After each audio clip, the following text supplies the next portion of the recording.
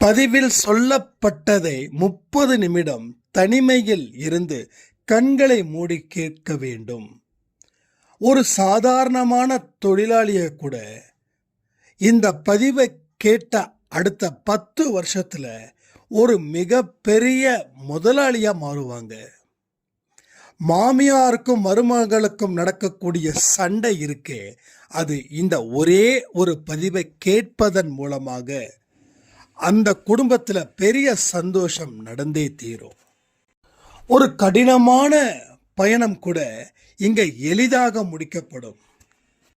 மொத்தம் 100 வழி, அதுல 99 வழியில நீங்க பயணம் செய்றீங்க. ஆனா ஒரே ஒரு வழி இருக்கு. அந்த ஒரு வழியில பயணம் செய்யணும். அது மனக்கட்டுப்பாடும் உறுதியான தன்மையும் இருக்கணும், சகிப்புத்தன்மையும் இருக்கணும். மீதி இருக்கக்கூடிய 99 வழி உங்க வாழ்க்கையில எப்படி மாற்ற போகுது?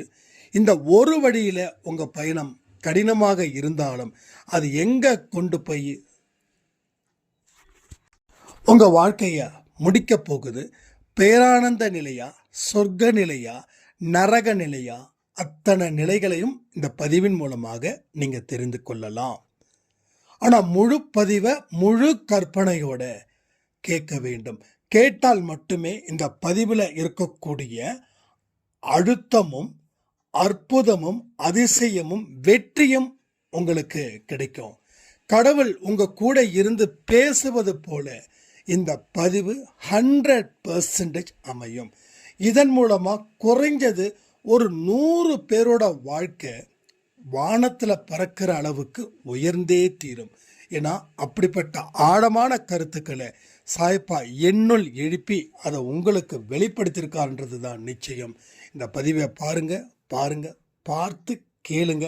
அன்பே சாயில நீங்களும் வெற்றி பெறக்கூடியவர்கள்ன்றதை மறக்காம இந்த பதிவை கேளுங்க.